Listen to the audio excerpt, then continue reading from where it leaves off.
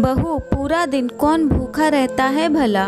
क्या मधु, इतनी भी क्या जल्दबाजी रहती है तुम्हें? कल मेरे टिफिन में रायता रखना भूल गई। तुम्हें पता है ना, दही या रायते के बगैर मुझसे खाना नहीं खाया जाता। मधु का पति रोहित नाश्ता करते हुए बोला। हाँ पापा, आपकी बात से मैं एग्री करता हूँ। मम्मी एकदम से भुलक्कड़ होती जा रही हैं। देखो ना, कितने दिन से मैं कह रहा हूँ कि मुझे लंच में इडली या उत्पम बनाकर दे दें, लेकिन नहीं, वही सब्जी रोटी। सबकी मम्मी इतना अच्छा लंच देती है उन्हें, और मम्मी वही बोरिंग सा खाना रोज रोज। मधु का बेटा आर्यन अपने पापा की हाँ में हाँ मिलाते हुए बोला। मधु रसोई में जल्दी जल्दी हाथ चलाते हुए सबकी बातें सुन रही थी। अभी वह कुछ कहती, उससे पहले ही उसकी सास भी अपनी शिकायतों का पुलिंदा लेकर बैठ गईं। बहू, सुबह सुबह कहना तो मुझे अच्छा नहीं लग रहा है, लेकिन क्या करूं, कहे बगैर मुझसे रहा भी नहीं जाता। देख रही हूं कुछ दिनों से सब्जी में कभी मिर्च तेज और कभी नमक, और कल तो तूने रोटियां ही इतनी सख्त बनाकर रख दी थी कि पूछो मत, चबाने मुश्किल हो गई। मधु की सास, जो अभी सैर करके आई थी, अपने मन की भड़ास निकालते हुए बोली। अब मधु के सब्र का बांध टूट गया।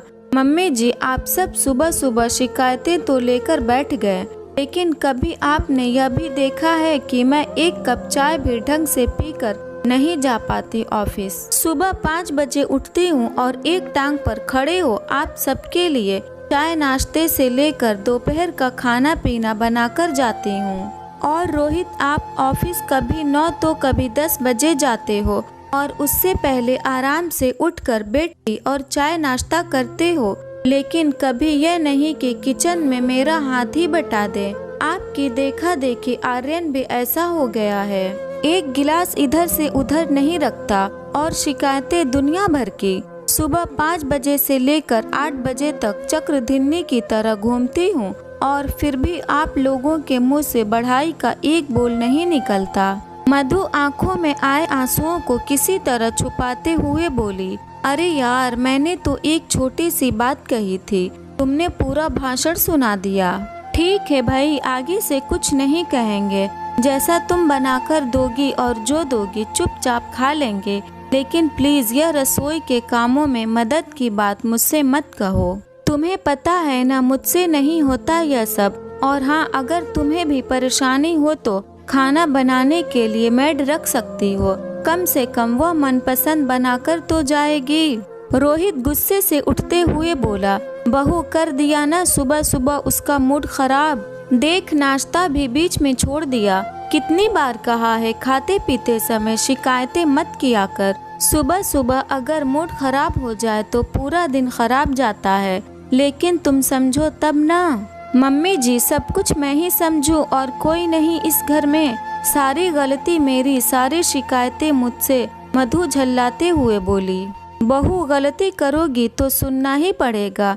10 साल होने को आए तुम दोनों की शादी को, और तुम्हें इतनी समझ नहीं कि रोहित दही के बगैर खाना नहीं खा सकता। सास भड़कते हुए बोली।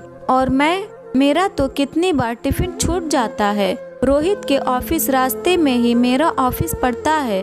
कभी आप दोनों से इतना नहीं हुआ कि आप उन्हें कहो कि मेरा टिफिन मुझे देते हुए चले जाएं।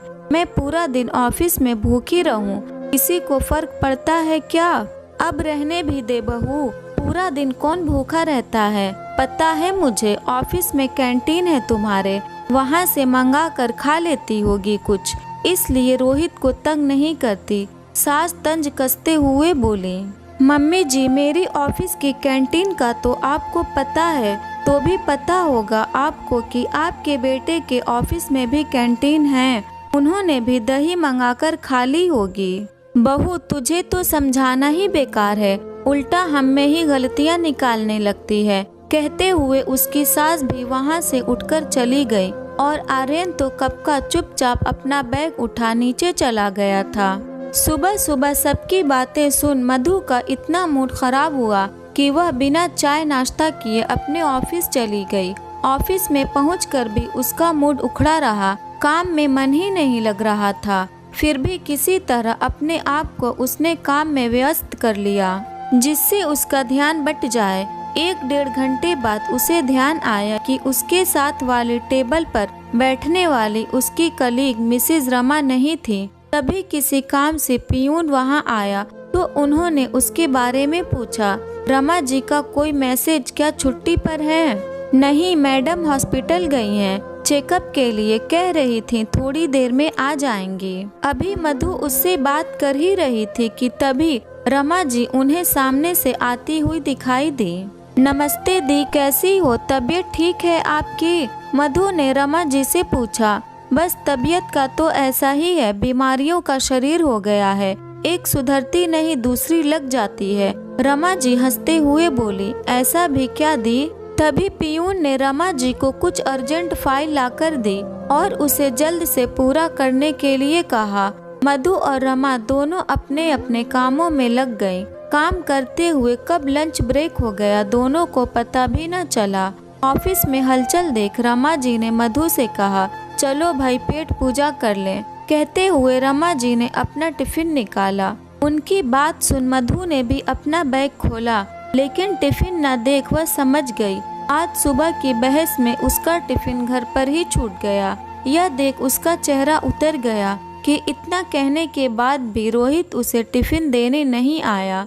मधु का उतरा चेहरा देखकर रमा जी सब समझ गईं। हो जाता है। अरे मेरे साथ भी शुरू में कई बार हुआ है। जल्दबाजी में टिफिन घर पर ही छूट जाता था। चल दोनों मिलकर टिफिन शेयर करते हैं। नहीं दी, आप खाओ, मुझे भूख नहीं। क्यों भूख नहीं? क्या व्रत है तेरा? नहीं ऐसी बात नहीं, मैं कैंटीन से कुछ मंगवा लेती हूँ। तू शुरू तो कर, इसे खा पीकर कैंटीन में ही चलते हैं, वहाँ से दोनों कुछ और ले लेंगे, पहले इसे तो निपटा। रमा जी के प्यार भरी मनुहार देख मधु का मन भर आया और वह चुपचाप उनके साथ खाना खाने लगी। खाना खाकर दोनों कैंटीन में गईं और वहाँ चाय के साथ कुछ हल्का सा स्नैक्स ऑर्डर कर टेबल पर बैठ गईं। अब बता मधु, क्या बात है? सुबह से ही तेरा चेहरा उतरा हुआ है। रमा जी ने प्यार से मधु के कंधे पर हाथ रखते हुए कहा। रमा जी का इतना प्यार व अपनापन देख मधु से रुका नहीं गया और उसने रमा जी को आज हुई सारी बातों के बारे में बता दिया। वैसे भी जब से वह इस ऑफिस में आई थी, रमा जी से उनका एक अलग ही संबंध बन गया था। छोटी बहन की तरह प्यार करती थी रमा जी उसे। मधु की बात सुन रमा जी उसे समझाते हुए बोली, तुझे क्या लगता है मधु, तेरी सास अपने बेटे को भूखा जाने देगी या खुद भूखा रहेगी? नहीं, यह हर घर की कहानी है।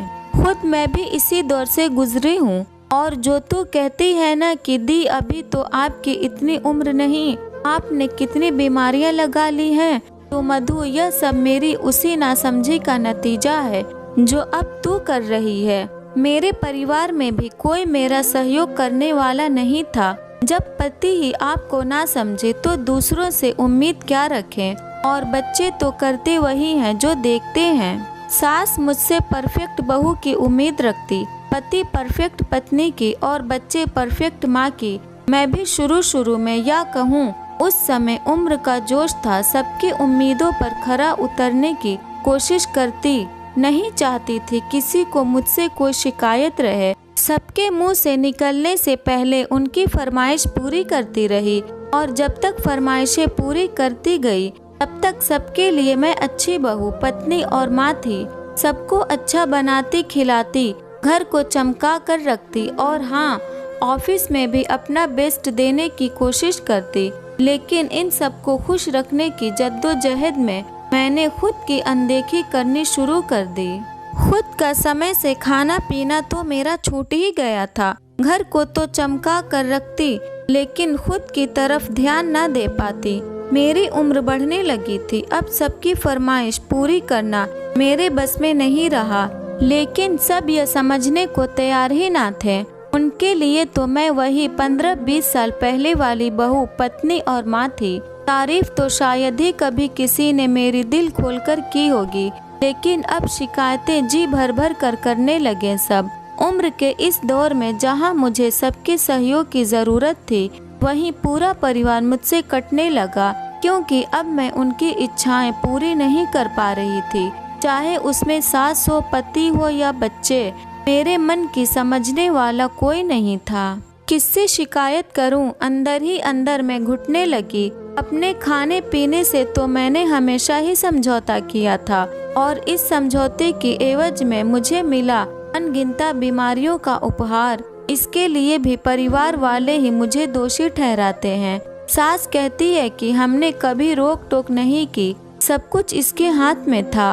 उसके बाद भी ना खाए पिए तो पति का अपना अलग ही आलाप। तुम इतनी लापरवाह कैसे हो सकती हो? और बच्चे, वह तो अब अपनी ही दुनिया में मस्त हैं। बस मधु, इतना ही कहना चाहूँगी, अपने आप को मेरी तरह फरमाइशें पूरी करने वाली मशीन मत बन। हर बात को दिल से लगाने की ज़रूरत नहीं, जितना तुझसे बन सके उतना कर, क्योंकि कोई तेरी तारीफों के पुल नहीं बांधेगा। हाँ, शिकायतों का पुलिंदा लेकर ज़रूर बैठ जाएंगे सब। उन सब की शिकायतें तो फिर भी एक बार तू अनसुनी कर देगी, लेकिन इस शरीर की शिकायतों को कैसे नज़रअंदाज करेगी? इसकी शिकायतें तो तुझसे जायज़ ही है ना। जब तू सबका गुस्सा अपने खाने पीने पर निकालेगी, खुद को सजा देगी, तो शरीर को क्या मिलेगा? बीमारियां ना, जो एक बार लग गई तो मरते दम तक शायद ही तेरा साथ छोड़े। यह तो तुझे भी पता है, बीमार इंसान 1-2 दिन ही सबको अच्छा लगता है,